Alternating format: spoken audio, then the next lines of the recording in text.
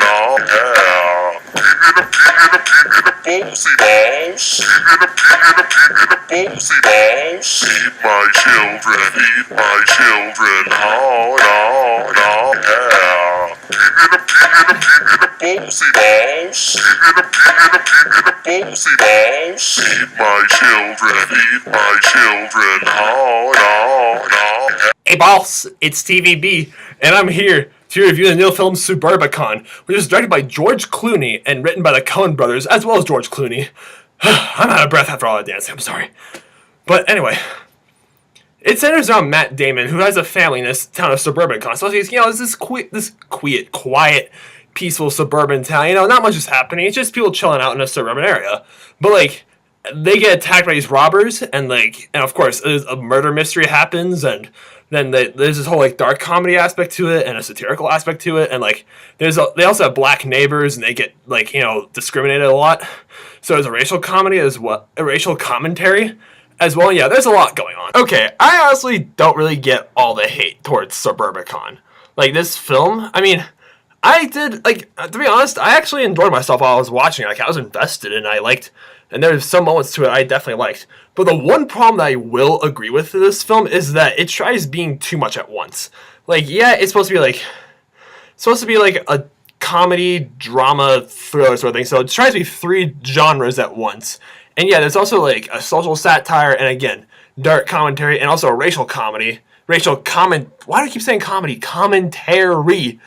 With how because this film was set in the 50s or 60s, and how there's all this racial injustice back then. So yeah, it tries touching base on that as well. But the way it was written, everything just didn't go well together. And I think that films can try to be multiple things at once, and they can succeed. Films have done that well in the past. Forrest Gump, for example. It worked excellent as a drama, a comedy, an action movie in some scenes, and yeah, it was films haven't done this before, but this film.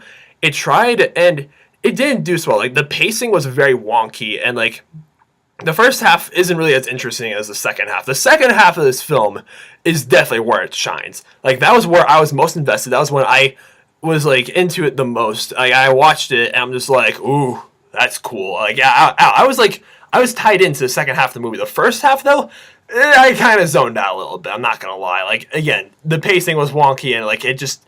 Not everything just fit well together. The performances did, though. Well, I love Matt Damon. He's one of my favorite actors. And always, he definitely delivers with this film. I'm still out of breath. And Julianne Moore is in this film as well, who plays, I want to say she plays two characters in this movie, because, she plays Matt Damon's wife, and also Matt Damon's sister, I think she does. Or either that or Julianne Moore. There's, I found another actress who looks a lot like Julianne Moore. For whatever reason, and also Isaac Newton, I think is what the guy's last name is. Yeah, he was in this movie too. He was good. And the kid who played Matt Damon's son, yeah, he was. Yeah, the performances of the film are not bad. They're not bad at all. It's just the storytelling was messy, and but I was able to get past the uneven pacing and the incoherent tying in of commentary and satire and thriller and all this stuff. But I was able to enjoy myself with Suburbicon, and I feel if you can say you had a good time, how much negativity can you say about the film? Okay, Suburbicon didn't meet all my expectations. Again, the pacing could use some work, but again, I don't really see all the hate towards it, and I enjoyed myself. So for that, I'm gonna give Suburbicon a 6 out of 10 stars. It's an enjoyable film. Okay, so as you guys can probably tell, for all you Filthy Frank fans out there, I decided to be pink guy to go with the pink hair that I got myself this month. I gotta go back for a recolor soon because it's starting to fade out a little bit. But yeah, thank you guys so much for watching. And if you still want me to donate to the Breast Cancer Awareness Society, or what I forget what it's called, but yeah, I did upload a video a few weeks ago, when I did get my hair done. So if you want me to donate, just check that out. And yeah, subscribe to my channel, please. I'll see you guys later.